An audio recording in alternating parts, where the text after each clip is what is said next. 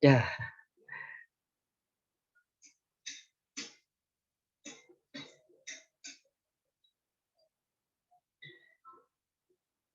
Dan Nasdaq kena TP.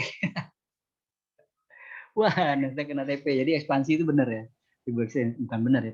Ya kena lagi dia. Kayak di sini sekarang. Ini juga sama kalau kita ukur gitu ya. Sampai sejauh mana dia bisa jalan. Ini dia kan naik dari sini. Kemudian sampai di sini. Terus dia sampai di sini. Gimana? Terus ya. Nggak mau.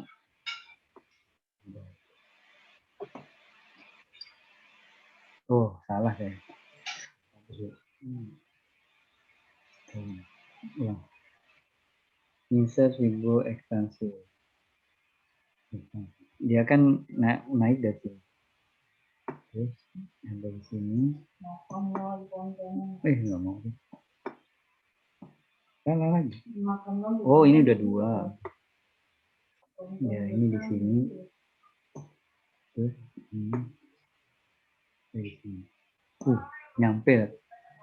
Ini sini.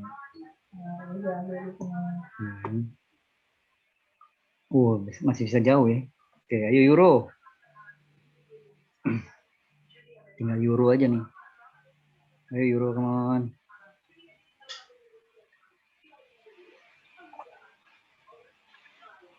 Lanjut.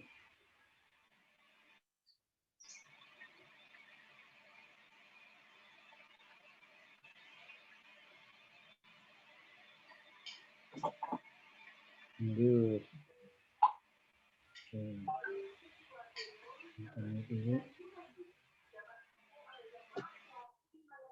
Tinggal nunggu euro nih.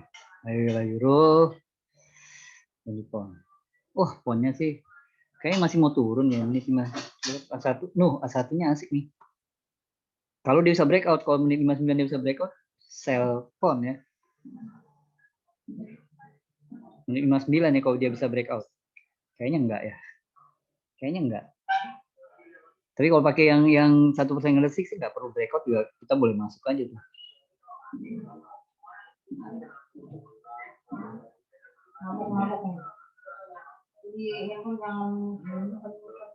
Ayo, come on.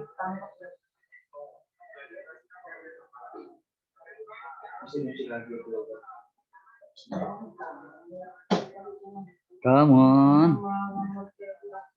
Ayo, come on.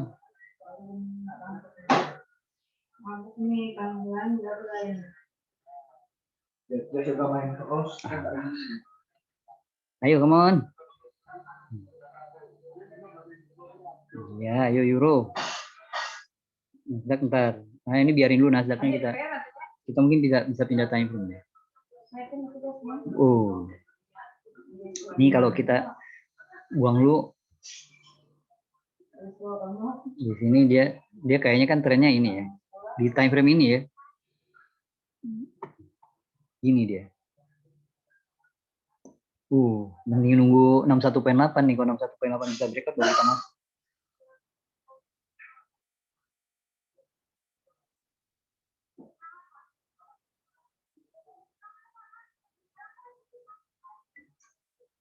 Oke, ini buang semuanya, analisanya buang aja. Buang semua analisanya. Pindah time frame ini. Dia lagi di bawah ya. Tapi mau pakai ambil posisi aja agak-agak serem ya nih. Risikonya lumayan nih, jaraknya nih. Kayaknya masih mau turun.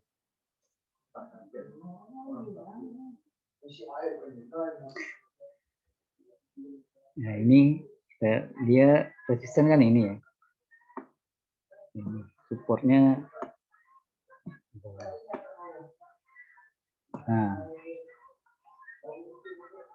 kayaknya sekarang masih turun kalau ini. Kita pindah ke A1 deh.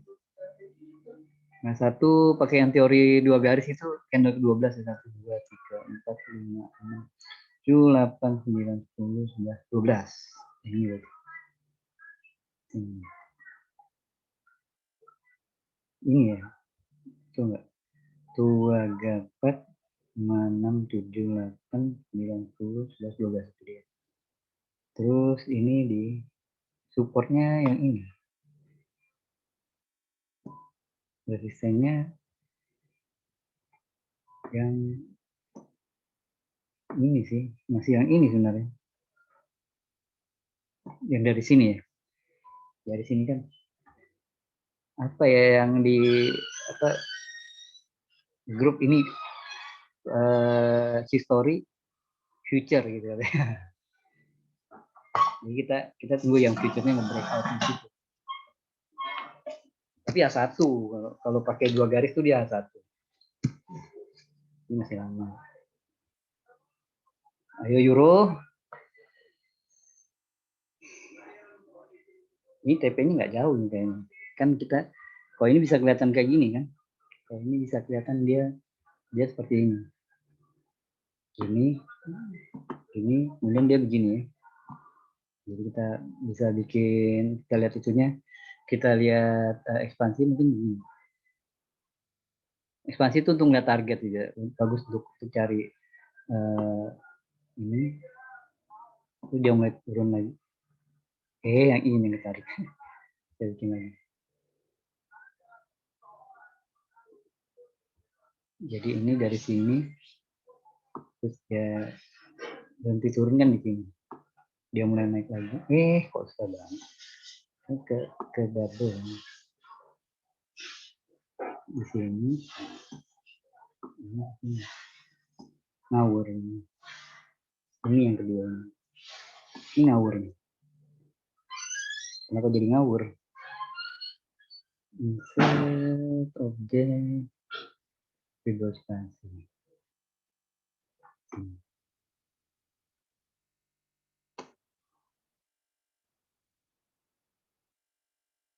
Terus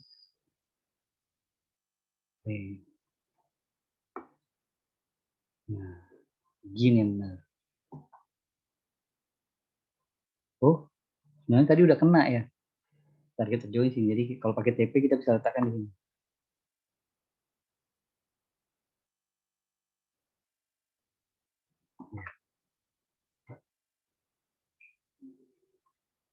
Kalau di gold belum A1 ya. Iya, ini. Nah, sudah biasa lah. Nggak ada cukup deh. Saya cukup dulu dari Nasdaq kita diam dulu, main dapatnya 60-an tadi. Kita pindah ke Terapon atau si euro.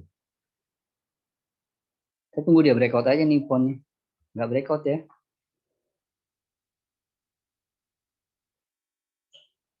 Jadi kalau di saya kan kalau di saya breakout itu kan misalkan ini support gitu ya.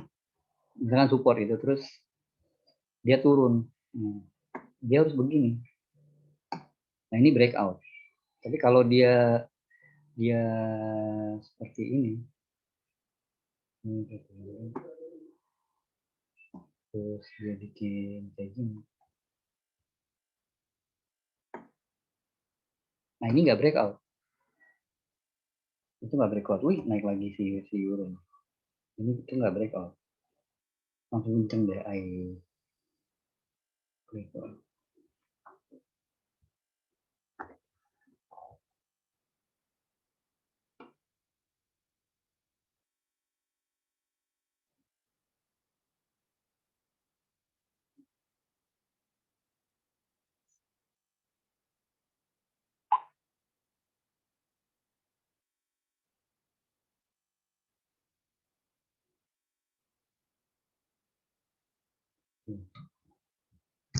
Tentunya agak berat nih. Targetnya udah masuk sebenarnya berarti ya. 91 dan udah sampai dia. Coba tinggal menguji nih nyampe nggak deh 161. Ekspansi ya ekspansi. Kalau cuma retrace sih, kalau retrace sih saya cuma ngeliatnya 61 sampai 50 sampai 61,8. Oh ini target ini. Jadi kalau si retracement bicara tentang koreksi, ekspansi tentang target. Itu paket gitu, satu paket model Fibonacci. Misal kayak gini nih Pak, pas lagi di posisi ini. Ini kan cuma kita masih bisa ngelihat mana yang tren, mana yang koreksi. Jadi kita anggap ini tren. Ini koreksinya. Nah, berarti targetnya nanti kan kalau kita maunya setelah koreksi dia akan kontinuasi. Nah, dari situ kita bisa kemudian gunakan si Fibo ekspansi. Kalau mau tahu di mana itunya.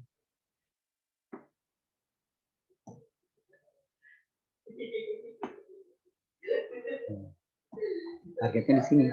Nyampe kan di akhirnya.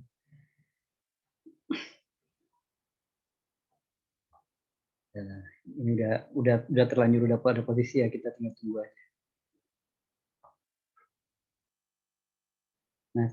Nasdaq masih di atas 61,8 baru kalau mau buy lagi, atau di sekitar areal itu ya baru kita lihat kita ikuti tren ini, tren turunnya, jadi saya lagi 61,8, atau saya lebih cenderung nunggu breakout dari 61,8. Gue belum bisa breakout nih, jadi kita tunggu aja lah. Senin sih biasanya emang begitu ya, sideways dia. Cuma hari ini yang kenceng euro aja nih.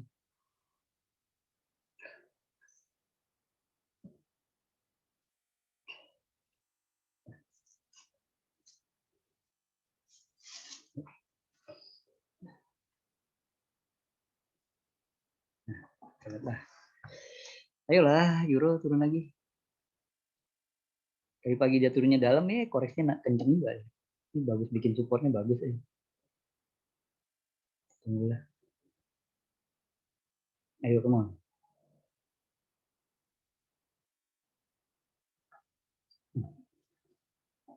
Rada serem itu tuh, bawahnya piercing itu kayak mau confirm gitu.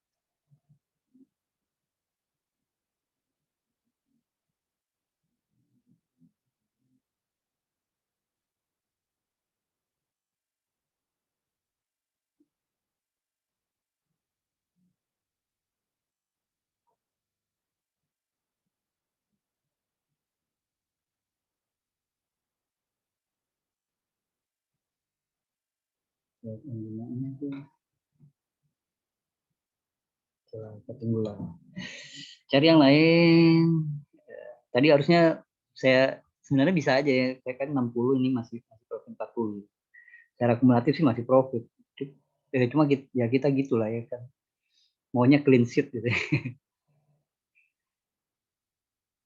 Jadi saya stop lossnya nggak akan saya geser. Saya justru pengen menurunkan stop lossnya. Kalau kena ya pendapatan dari Nasdaq ya berkurang aja jadi. Ini tunggu dia breakout nih. Udah bisa breakout nih.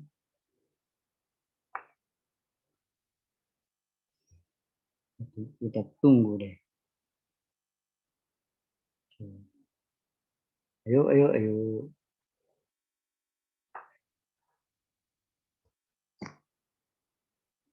Oke, newsnya ada. Wala baterai.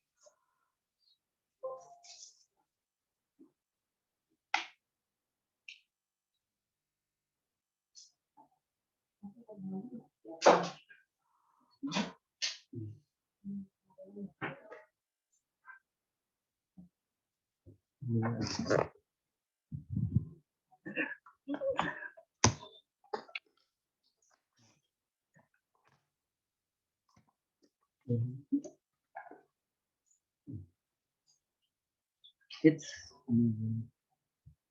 dari sini ya. Kalau lihat ini kita lihat yang forex ini.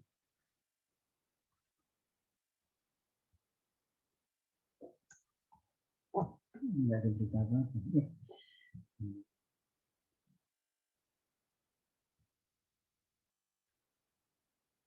Ya, euro. Nah, kalau lihat weekly-nya, wah ini tanya lebih panjang lagi nih. Itu sih ya baru di Jumat kemarin kayaknya kan descending triangle-nya breakout nih. Ini Tapi si shadow-nya si apa bukan di situ lagi di sini.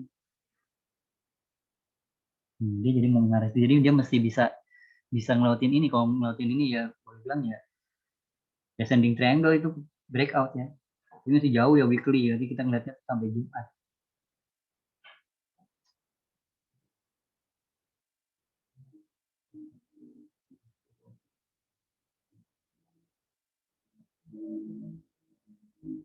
Eh, Nasdaq belum. Ini enggak belum. Biarin dulu deh. Masih bolak-balik ya. Si euronya masih bolak-balik aja. Kalau ada mau dikomentari silakan Pak.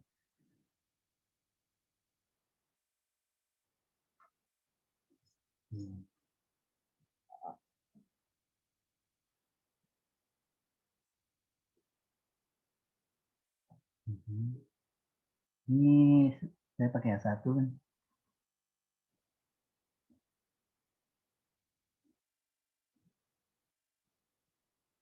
Jadi sama pakai itu ya berapa jauh sebenarnya. Kenapa si ponnya agak terhambat gitu.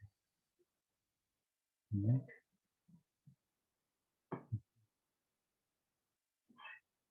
Targetnya masih ada nih pada.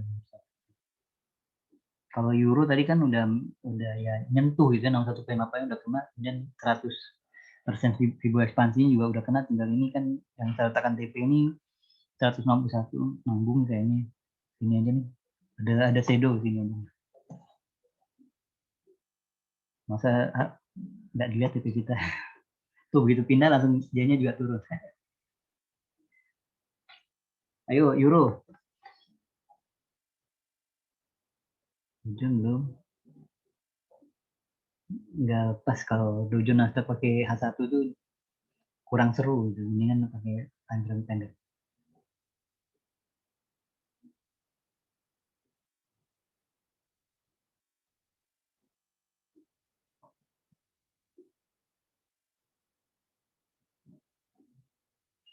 Hmm, 17.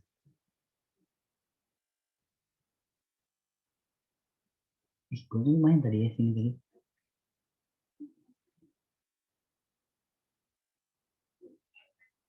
Hening lagi, pasarnya diam lagi, merambat lagi. Tadi cuma pas agak kenceng tadi pas yang di ini saja tadi. Pas Amerika Open aja tadi 20-30 tadi. Ini spekulatif ya, SL-nya di sini nih. Serem juga, terlalu dekat SL. Untuk Nasdaq ya ini dekat gitu jaraknya. Saya buang titik koreksi, saya buang. Saya buang.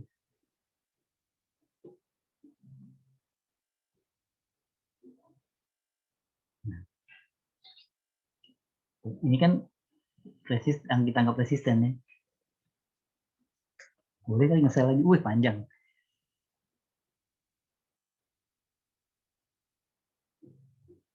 Gue sih tetap nunggu begitu kan. Ini menit 59 nanti saya pindah time frame. 14 belum breakout juga tuh. Saya buang dulu Fibo ekspansinya tuh dibuang aja.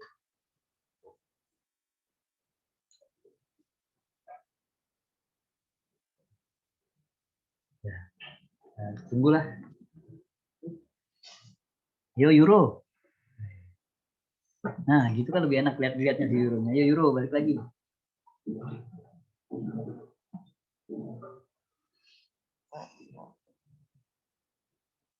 Nah, nggak usah pakai TP lah, buang aja lah.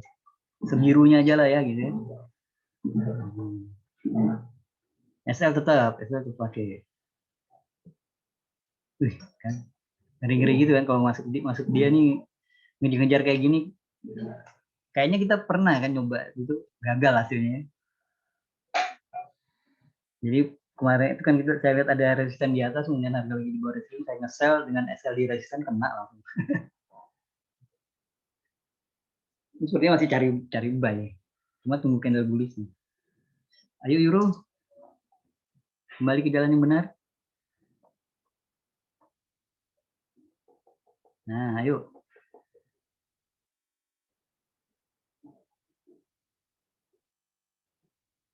ini juga pon nih. Ini 30 menit 29. 29 dia bisa breakout nggak? Kalau bisa breakout keren. Ayo pon. Yo euro yo.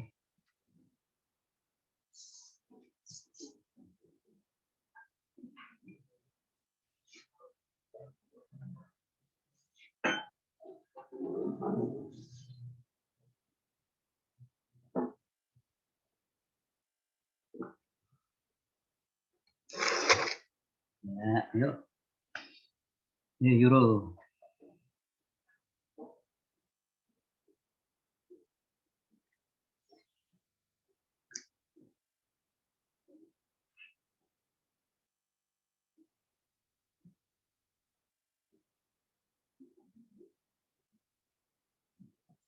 Come on euro. Nah, ayo euro. Biru sih tapi ya sudah mengarah. Pokoknya kalau udah biru ya yang mau keluar aja nggak apa-apa.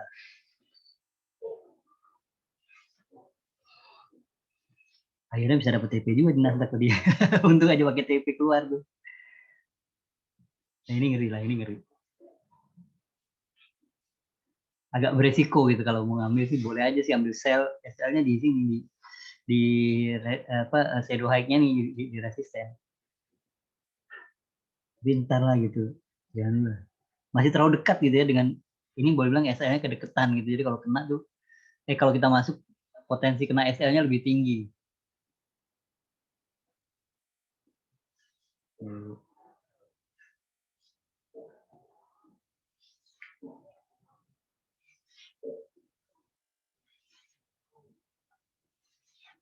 Alah, kamu.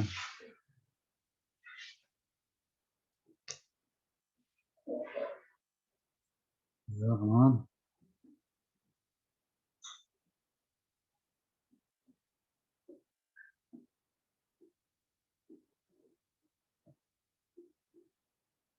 Ya, come on, come on, come on.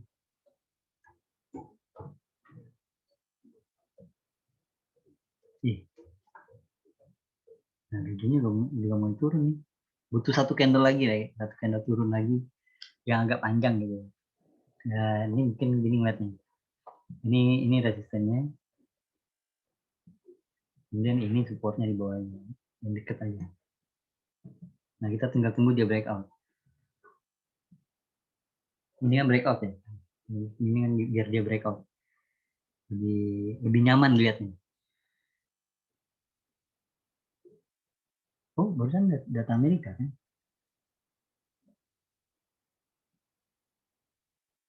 Wah, ini analisnya pakai moving average yang 200. Katanya mengarah ke penurunan katanya. Ya setuju lah, saya lagi nge-sell. Moving average 500. Oke, coba kita ikutin. Indikator moving average 200. Kayaknya analis luar negeri itu suka pakai time frame yang apa moving average yang panjang-panjang. Mungkin time frame-nya nggak ending kan.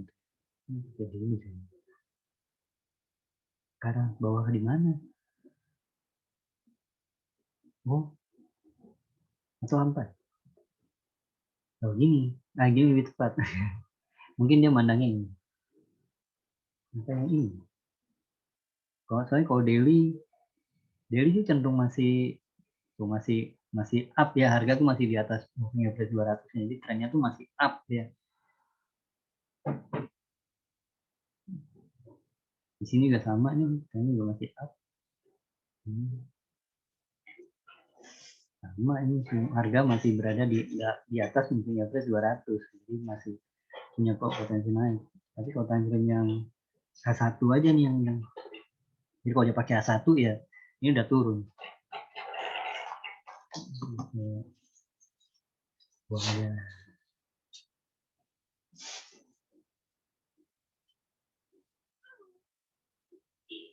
Kalau pakai indikator sih menurut saya sih bagusnya ditetapkan gitu, kita pakai time frame yang berapa gitu. Ya, kalau pakai apa? Pakai beda-beda time frame ya penglihatannya akan beda-beda.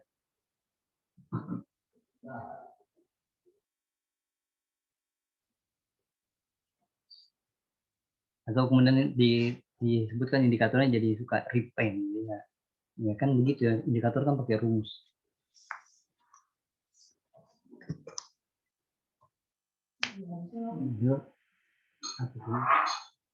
Yuk, ayo. Telepon. Good. Berhenti ya. Saya mau turun jadi nggak jelas nih. Nasdaq untung aja nggak. Itu yang mengkhawatirkan ya kalau kau tadi ngambil sel. Kalau ikutin teorinya aja boleh gitu. Jadi kita kan berspekulasi gitu, jangan itu adalah harga tertingginya.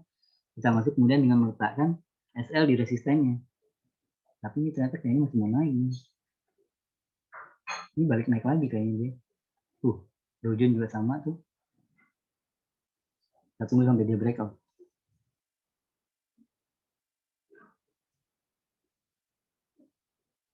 Diem.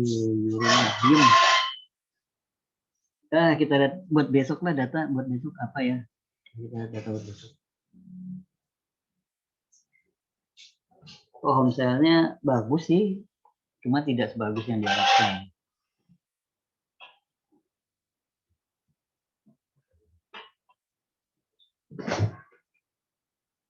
Destabilize with the central bank currency. Kan ada isu tuh mau bikin digital currency ya masing-masing bank sentral tuh. Nggak bakal katanya. Kayaknya itu isu doang. Mana sih tuh? Pak Yulis yang nanya kemarin. Itu ngaruh nggak? Saya bilang ya menurut saya jadi kalau di fundamental tuh ada istilahnya itu buy the news, sell the fact. Percaya aja dulu nanti sampai kemudian dia faktanya ada nggak gitu. Nah besok itu ada jam 2 itu ada claimant count. Claimant count ya, besok ini kayaknya perhatiannya ada di sini claimant count. Claimant count, terus ini nih 650 ada speaknya si Bailey. Jadi pound sterling nih besok fokusnya. Fokusnya si pound sterling. Kalau claimant count ini angkanya tuh, nah, angkanya itu kasih informasi mengenai jumlah warga negara Inggris yang sedang tidak bekerja. Ini jobless, kalau di Amerika namanya jobless claim. Jadi angkanya itu nggak boleh positif sebenarnya, angkanya tuh harusnya negatif. Ini angkanya sekarang positif, berarti buruk nih. Pound sterling mungkin bergerak turun. Gitu. Jadi pound sterling masih punya peluang untuk bergerak turun. Karena besok tuh ada data dia yang datanya buruk tuh. Tapi baru forecast ya, baru forecast. Jadi misalnya besok, jangan sekarang. Jadi besok fokusnya di pound sterling. Jam 2 dia. Jam 2 mungkin saya update pakai WA aja kan. Ya, terus di jam 6.50 sama juga. 6.50 ada Beli tapi lihat eventnya dulu. Webinar ya ini kayaknya. Oleh ini di ekonomi itu koran ya atau majalah ya. Ini biasanya nggak terlalu respon karena dia kalau koran atau majalah itu si Belinya nggak akan belak-belakan tentang strategi kebijakan keuangannya, nggak bakal.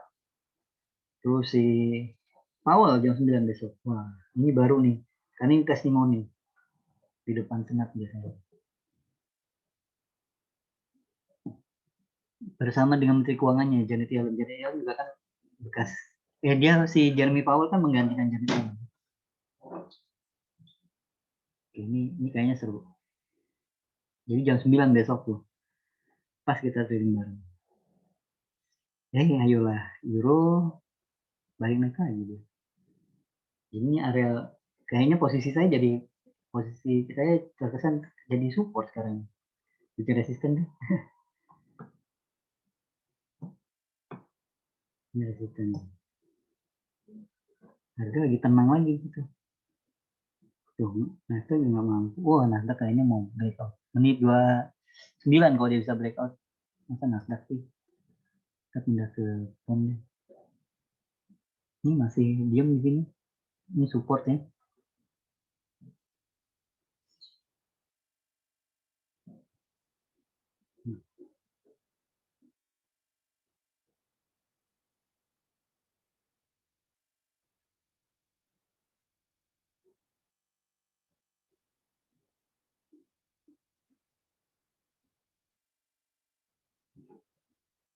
Oke, euro.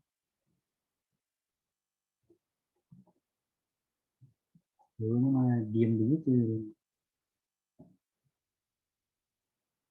Nah, kalau daily dia udah daily sih menarik mengganggu positif baik. Ya tergantung closing nanti besok ya. Cenderung mengarah ke buy.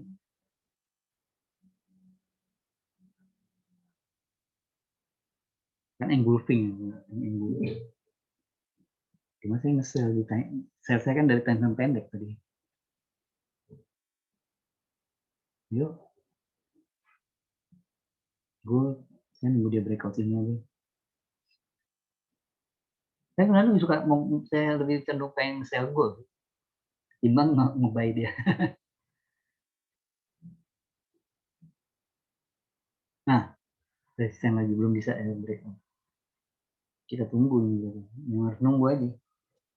Itu bagian gak enak ya. Jadi besok ada jobless claimnya UK jam 2, kemudian ada speaknya Dewi jam 6.50, terus malamnya kayaknya yang seru jam 6.50 tinggalin aja, dengan fokus langsung ke yang jam 9 si Powell, speaknya Powell di webinar itu bersama Powell dan Janet Yellen. Sebenarnya itu lebih dampaknya lebih signifikan karena pekan ini cenderung nggak ada data sampai nanti hari Rabu atau Kamis sih. Makin murni. Saya rasa itu tes semua sebenarnya bukan. Rabu baru ada nih, ada manufaktur PMI. Oh, jam 2 lagi-lagi ada inflasinya Inggris. Terus jam 4.30 nih. Nah, UK lagi. PMI-nya dia nih. Ini biasanya kenceng. Masih bagus datanya. Dan ini speak lagi. Testimoni lagi. Jam 9. Jadi dua malam tutur kita berhadapan. Ini yang dengan Janet Yellen juga 2 hari. Wih, hati-hati dengan euro nih 10.40. Si Lagarde itu sepanjang 2020 gitu. Itu kalau kita catat itu sepanjang 2020 dia 9 dari 10 pidatonya bikin euro terbang. Wah, nggak bagus ini harus bisa clear. Jangan kelamaan berarti. Nah, itu lama itu hari Rabu ya, Rabu malam. Ini minggu ini banyak speaknya.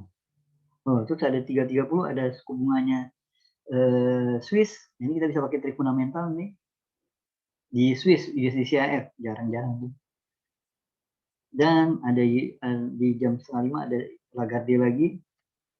Terus Bailey kenapa ini dimerahin? Konseling 4.30.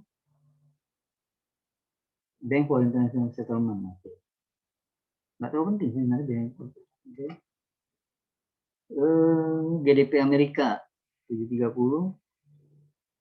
Oh, lumayan banyak data. Ya.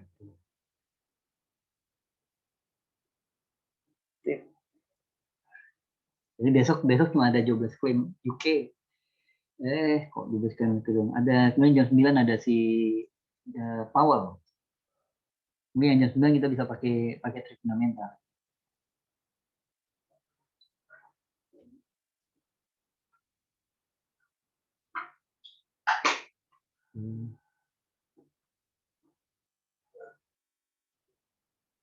Belum.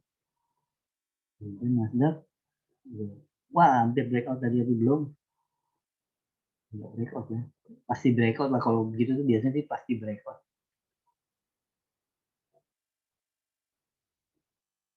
Enggak boleh pakai kata pasti. Cenderung breakout.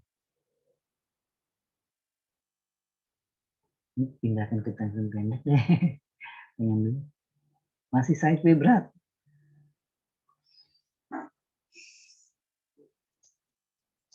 Tunggulah.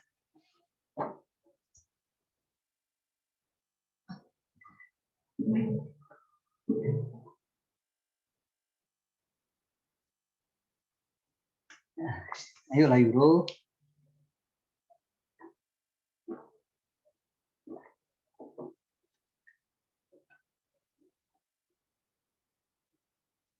Nah, ayo Euro. Ayo kamu bisa Euro. Saya terjun. Saya terjun lagi kamu.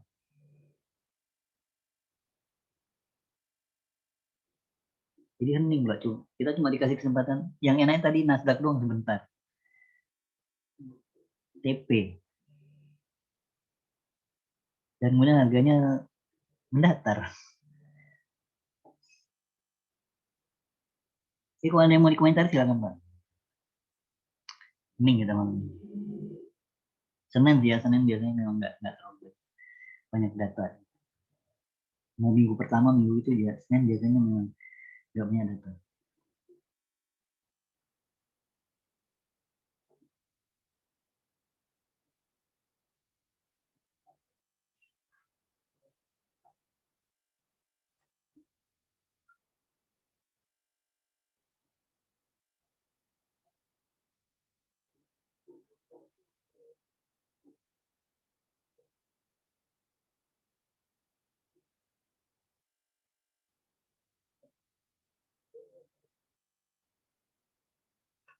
Cuma nggak tahu ini nggak ada apa-apa, dia jalannya kenceng juga ya.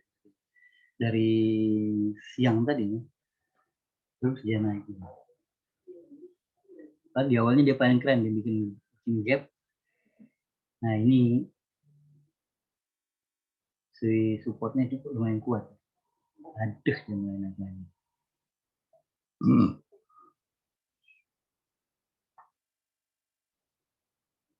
Saya hold aja lah.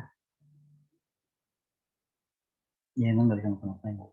Sebenarnya bisa aja close dengan memperhitungkan barusan tadi dapat dari Nasdaq gitu. Tapi nanggung gitu. Karena sayang. Tuh, ini kayaknya mau breakout nih. Ini 34.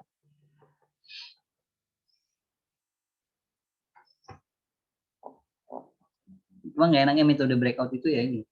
Kita nanti kesannya itu entry-nya akan kayak seakan-akan ketinggian. Apalagi kalau masuknya di Dow Jones. Dow Jones kan spread-nya lebih lebar kan dibandingkan Nasdaq. Jadi akan kelihatan posisinya lumayan tinggi.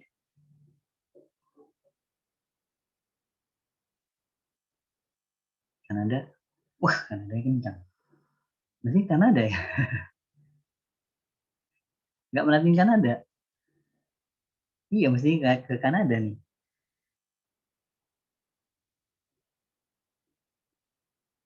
Loh, balik deh.